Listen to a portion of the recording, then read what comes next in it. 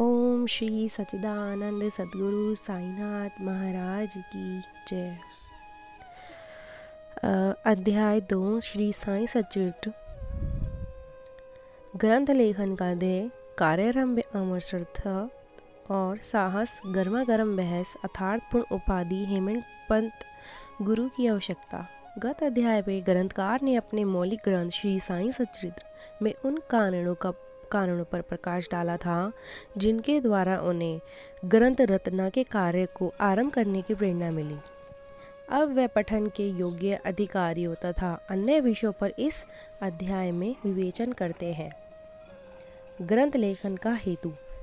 किस प्रकार विषुचिका यानी कि हैजा के रोग के प्रकोप को आटा पिसवाकर तथा उसको ग्राम के बाहर फेंक कर रोका तथा उसका उन्मूलन किया। बाबा की इस लीला का प्रथम अध्याय में वर्णन किया जा चुका है। मैंने भी लीलाएं सुनी जिनसे मेरा हृदय और अति आनंद हुआ और यही आनंद का स्रोत काव्य रूप में प्रकट हुआ। मैंने यह भी सोचा कि इन महान आश्चर्य युक्त लीलाओं का वर्णन बाबा के भक्तों के लिए मनोरंजन एवं शिक्षाप्रद सिद्ध होगा तथा उनके पाप समूल नष्ट हो जाएंगे। इसलिए मैंने बाबा की पवित्र गाथा और मधुर उपदेशों का लेखन प्रारंभ कर दिया। श्री साईं की जीवनी ना तो उलझनपूर्ण और संकीर्ण ही है, वरन सत्य और आध्यात्मिक मार्ग का वास्तविक दिग्दर्शन कराती है। कार्य आरंभ करने में असमर्थता और साहस। श्री हेमंत पंत को यह विचार आया कि मैं इस कार्य के लिए उपयुक्त पात्र नहीं हूँ। मैं तो अपने परम मित्र की जीनी से भी भली भांति परिचित नहीं हूँ और ना ही अपनी प्रकृति से। तब फिर मुझ सरीखा मूढ़मती भला एवं महान संत पुरुष की जीवनी लिखने का दुस्साहस कैसे कर सकता है। अवतारों की प्रकृति के वर्णन में वेद भी अपने असमर्थता प्रकट करते हैं। किसी संत का चरित्र समझने के लिए स्वयं को पहले संत होना नितांत आवश्यक है। फिर मैं तो उनका गुणगान करने के सर्वथा अयोग्य मैं ही हूँ। संत की जीवनी लिखना एक महान कठिन कार्य है जिसकी तुलना में सातों समुद्र की गहराई नापना और आकाश को वस्त्र और ढकना भी सहज है। यह मुझे भली भरनीति ज्ञात था। इस कार्य का आरंभ करने के लिए महान साहस की आवश्यकता है और कहीं ऐसा न हो कि चार लोगों के समक्ष हास्य का पात्र बनना पड़े। इसलिए साईं बाबा की कृपा प्राप्त करने के लिए मैं ईश्वर से प्रार्थना करने लगा। महाराष्ट्र के सर्वश्रेष्ठ श्री ज्ञानेश्वर महाराज के कथन की संत चरित्र के रचयिता से परमात्मा अति प्रसन्न होता है। तुलसीदास जी ने भी कहा कि साधु चरित्र शुभ सरिस कपासु, निरस विशद गुण में फल जासु, जो सही दुखा पर छिद्र दुरावा, वंदनीय जेहि जग जस पावा। भक्तों को भी संतों की सेवा करने की इच्छा बनी रहती है। संतों की कार्य पूर्ण करा लेने की प्रणाली भी विचित्र ही है। यथार्थ प्रेरणा तो संत की किया करते हैं। भक्त तो निमित्त मात्र या कहिए कि कार्य पूर्ति के लिए एक यंत्र मात्र है। उदाहरणतः शक 1700 में कवि महीपति को संत चरित्र लेखन की प्रेरणा हुई। संतों ने अतः प्रेरणा की और कार्य पूर्ण हो गया। इसी प्रकार शक 1800 में श्री दास गुरु की सेवा स्वीकार हुई। महीपति ने 4 काव्य रचे, भक्ति विजय, संत विजय, भक्ति लीलामृत और संत लीलामृत। और दास गुरु ने केवल 2, भक्ति लीलामृत और संत कथामृत, जिसमें आधुनिक संतों के चरित्रों कार्य वर्णन है। भक्ति लीलामृत में अध्याय 31, 32 और 33 तथा संत कथामृत के 97वें अध्याय में श्री साईं बाबा की मधुर जीवनी तथा अमूल्य उपदेशों का वर्णन सुंदर एवं रोचक ढंग से किया गया है। पाठकों से इस पठन का अनुरोध है। इसी प्रकार श्री साईं बाबा की अद्भुत लीलाओं का वर्णन एक सुंदर छोटी सी पुस्तिका श्री साईं बाबा भजन माला में किया गया है। इसकी रचना बांद्रा की श्रीमती सावित्री बाई रघुनाथ तेंदुलकर ने की है। श्री दास गुरु महाराज ने भी श्री साईं बाबा पर कई मधुर कविताएं की रचना की है। एक और भक्त अमीर दास भवानी मेहता ने भी बाबा की कुल कथाओं को गुजराती में प्रकाशित किया है। साईं प्रभा नामक पवित्रा में भी कुछ लीलाएं शिरडी के दक्षिणा भिक्षा संस्थान द्वारा प्रकाशित की गई है। अब प्रश्न यह उठता है कि श्री साईनाथ महाराज के जीवन पर प्रकाश डालने वाला इतना साहित्य उपलब्ध है, फिर भी एक ग्रंथ साईं सच्चरित्र रचने की आवश्यकता ही कहाँ पैदा होती है? इसका उत्तर केवल यही है कि श्री साईं बाबा की जीवनी सागर के सदृश अगाध, विस्तृत और अथाह है। यदि तुमसे गहरे गोता लगाया जाए तो ज्ञान एक भक्ति रूपी अमूल्य रत्न की सहज ही प्राप्ति हो सकती है, जिनमें मुमुक्षुओं को बहुत लाभ होगा। श्री साईं बाबा की जीवनी, उनके दृष्टांत एवं उपदेश महान आश्चर्य से परिपूर्ण है। दुख और दुर्भाग्यग्रस्त मानव को इसमें शांति और सुख प्राप्त होगा तथा लोक व परलोक में निश्चय ही प्राप्ति होगी। यदि श्री साईं बाबा के उपदेशों का, जो वैदिक शिक्षा के समान ही मनोरंजन शिक्षा प्रदात है, ध्यान पूर्वक श्रवण एवं मनन किया जाए तो भक्ति को अपने मनोवांछित फल की प्राप्ति हो जाएगी, अर्थात ब्रह्मा से अभिन्नता, अष्टांग योग की सिद्धि और समाधि, आनंद आदि ही प्राप्त सरलता से हो जाएगी। यह सोचकर ही मैंने चरित्र की कथाओं को संकलित करना प्रारंभ कर दिया। साथ ही यह विचार भी आया कि मेरे लिए सबसे उत्तम साधना भी केवल यही है। जो भोले भाले प्राणी श्री साईं बाबा के दर्शनों सो अपने नेत्र सफल करने से सौभाग्य से वंचित हो रहे हैं, उन्हें यह चरित्र की आनंददायक प्रतीत होगा। अतः मैं श्री साईं बाबा के उपदेशों को दृष्टांतों की खोज प्रारंभ कर दी, जो कि उनकी असीम सहज प्राप्त आत्मानुभूतियों पर निचोड़ था। मुझे बाबा ने प्रेरणा दी, मैंने भी अपना अहंकार उनके श्री चरणों पर न्यौछावर कर दिया। मैंने सोचा कि अब मेरा पथ अति सुगम, मैं स्वयं बाबा की आज्ञा प्राप्त करने का साहस नहीं कर सकता था। अतः मैंने श्री माधवराव उपनाम श्यामा से, जो भी बाबा के अंतरंग भक्तों में से थे, इस हेतु प्रार्थना की। उन्होंने इस कार्य की निमित्त श्री साईं बाबा से विनम्र शब्दों में इस प्रकार प्रार्थना की, ये अण साहेब आपकी जीवनी लिखने के लिए अति उत्सुक हैं, परंतु आप कृपया ऐसा ना कहना कि मैं एक फ़कीर हूँ तथा मेरे जीवन लिखने की आवश्यकता ही क्या है। आपकी केवल कृपा और अनुमति से ही ये लिख सकेंगे, अथवा आपके श्री चरणों का पुण्य प्रताप ही इस कार्य को सफल बना देगा। आपकी अनुमति तथा आशीर्वाद के अभाव में कोई भी कार्य यशस्वी नहीं हो सकता। यह प्रार्थना सुनकर बाबा को दया आ गई। उन्होंने आश्वासन और उदी देकर अपना वरद हस्त मेरे मस्तक पर रखा और कहने लगे कि इन्हें जीवनी और दृष्टांतों को एकत्रित कर लिपिबद्ध कर दो। मैं इनकी सहायता करूँगा। मैं स्वयं ही अपनी जीवनी लिखकर भक्तों की इच्छा पूर्ण करूँगा, परंतु इनको अपना अहंग त्याग कर मेरे चरणों में आना चाहिए। जो अपने जीवन में इस प्रकार आचरण करता है, उसकी मैं अत्यधिक सहायता करता हूँ। मेरा जीवन कथाओं की बात तो हज है, मैं तो इन्हें घर बैठे अनेक प्रकार से सहायता पहुँचाता हूँ। जब उनका अंत पूर्णतः नष्ट हो जाएगा और खोजने पर लेश मात्र भी ना मिलेगा, तब मैं इनके अंतकरण में प्रकट होकर स्वयं ही अपनी जीवनी लिखूंगा। मेरे चरित्र और उपदेशों के श्रवण मात्र से ही भक्तों के हृदय में शरणा जागृत हो सफलतापूर्वक आत्मानुभूति एवं परमानंद की प्राप्ति हो जाएगी। ग्रंथ में अपने मत का प्रतिपादन और दूसरों का खंडन तथा अन्य किसी विषय पक्ष पर विपक्ष में विवर्त और वाद विवाद की कुछ टेचा नहीं होनी चाहिए। अर्थपूर्ण उपाधि हेमंत पंत। वाद विवाद शब्दों से हमने स्मरण में आया कि मैंने पाठकों को वचन दिया है कि हेमंत पंत उपाधि किस प्रकार प्राप्त हुई, इसका वर्णन करूंगा। अब मैं उसका वर्णन करता हूँ। श्री काका साहेब दीक्षित नाना साहेब चांदोरकर मेरे अति घनिष्ठ मित्रों में से थे।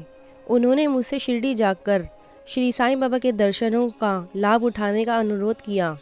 मैंने उन्हें वचन दिया, परंतु कुछ बाधा आने के कारण मैंने शिरडी यात्रा स्थगित हो गई। मेरे घनिष्ठ मित्र का पुत्र लोनावाला में रोगग्रस्त हो गया था। उन्होंने सभी संभव अधिभौतिक और आध्यात्मिक उपचार किए, परंतु सभी प्रयत्न निष्फल हुए और ज्वर किसी प्रकार की कम न हुआ। अंत में उन्होंने अपने गुरुदेव को उनके सिरहाने ज्वर बिठलाया, परंतु परिणय पूर्वतंत ही हुआ। यह घटना देखकर मुझे विचार आया कि जब गुरु एक बालक के प्राणों की भी रक्षा करने में असमर्थ है, तब उनकी उपयोगिता ही क्या है। और जब उन्होंने अपने और असमर्थ ही नहीं, फिर शिरडी जाने से क्या प्रयोजन। ऐसा सोचकर मैंने अपनी यात्रा स्थगित कर दी। परंतु जो होनहार है वह तो होकर ही रहेगा, और इस प्रकार हुआ। प्रांताधिकारी नाना साहेब चंदोरकर बईसी के दौरे पर जा रहे थे। वे ठाणा से दादर पहुँचे तथा बसई जाने वाली गाड़ी की प्रतीक्षा कर रहे थे। उसी समय बांद्रा लोकल आ पहुंची, जिसमें बैठकर वे बांद्रा पहुंचे तथा शिरडी यात्रा स्थगित करने के लिए मुझे आड़े हाथों लिया। नाना साहेब तर्क मुझे उचित तथा सुखदायी प्रतीत हुआ, और इसके फलस्वरूप मैंने उसी रात्रि शिरडी जाने का निश्चय किया और सामान बांधकर शिरडी को प्रस्थान कर दिया। मैंने सीधे दादर जाकर वहां से मनमाड़ की गाड़ी पकड़ने का कार्यक्रम बनाया। इस निश्चय के अनुसार मैंने दादर जाने वाली गाड़ी के डिब्बे में प्रवेश किया। गाड़ी छूटने ही वाली थी कि इतने में एक यवन मेरे डिब्बे में आया और मेरा सामान देखकर मुझे मेरा गंतव्य स्थान पूछने लगा। मैंने अपना कार्यक्रम उसे बतलाया। उसने मुझसे कहा कि मनमाड़ की गाड़ी दादर पर खड़ी नहीं होती, इसलिए सीधे बोरी बंदर से होकर जाओ। यदि यह एक साधारण सी घटना घटित नहीं हुई होती तो मैं अपने कार्यक्रम में अनुसार दूसरे दिन शिरडी ना पहुंच सकने के कारण अनेक प्रकार की कुशंकाओं से घिर जाता, परंतु ऐसा घटित न हुआ। भाग्य ने साथ दिया और दूसरे दिन 9-10 बजे के पूर्व ही मैं शिरडी पहुंच गया। यह सन 1910 की बात है, जब प्रवासी भक्तों के ठहरने के लिए साठेवाड़ा की एकमात्र स्थान था। तांगे से उतरने पर मैं साईं बाबा के दर्शन के लिए बड़ा लयलित था। उसी समय भक्त प्रवर श्री तात्या साहेब नूलकर मस्जिद से लौटे ही थे। उन्होंने बतलाया कि श्री साईं बाबा मस्जिद की मंडोपर पर ही हैं, अभी केवल उनका प्रारंभिक दर्शन ही कर लो और फिर स्नानादि निवृत्त होकर पश्चात सुविधा से भेंट करने जाना। यह सुनते ही मैं दौड़कर गया और बाबा की चरण वंदना की। मेरी प्रसन्नता प्रवाह न रहा। मुझे क्या नहीं मिल गया था। मैं शरीर उल्सहित सा हो गया। शुक्दा और तृणा की सुधि जाती रही। जिस क्षण से उन्होंने भव निरीक्षक चरणों पर स्पर्श हुआ, मेरे जीवन के दर्शनात् प्रत्सोहन सहायता पहुंची। उनके प्रति मेरा हृदय बारंबार कृतज्ञता अनुभव करने लगा। मैं उनका सदैव लिए ऋणी हो गया। उनका ये उपकार मैं कभी नहीं भूल सकूंगा। यथार्थ में वे ही मेरे कुटुंबी हैं और उनके ऋण से भी मैं कभी भी मुक्त ना हो सकूंगा। मैं सदा उनका स्मरण कर उन्हें मानसिक प्रणाम किया करता हूँ। जैसा कि मेरे अनुभव में आया कि साईं के दर्शन में ही यह विशेष की वितार परिवर्तन तथा पिछले कर्मों का प्रभाव शीघ्र मंद पड़ने लगता है और शनै शनै अनासक्ति और सांसारिक भोगों से वैराग्य बढ़ता है। केवल गत जन्मों के लिए शुभ संस्कार एकत्रित होने पर ही ऐसा दर्शन प्राप्त होने सुलभ हो सकता है। गर्मा गर्म बहस। शिरडी पहुंचने के प्रथम दिन ही बाला साहिब तथा मेरे बीच गुरु की आवश्यकता पर वाद विवाद छिड़ गया। मेरा मत था कि स्वतंत्रता त्याग कर पराधीन क्यों होना चाहिए तथा जब कर्म करना ही पड़ता है तब गुरु की आवश्यकता ही कहाँ रही। प्रत्येक को पूर्ण प्रयत्न कर स्वयं को आगे बढ़ना चाहिए। गुरु शिष्य के लिए करता ही क्या है, वह तो सुख से निद्रा का आनंद लेता है। इस प्रकार मैंने स्वतंत्रता का पक्ष लिए और बाला साहेब ने प्रारंभ का। उन्होंने कहा कि जो विधि पक्ष लिया और बाला साहेब ने उन्होंने कहा कि जो विधि लिखित है वह घटित होकर रहेगा।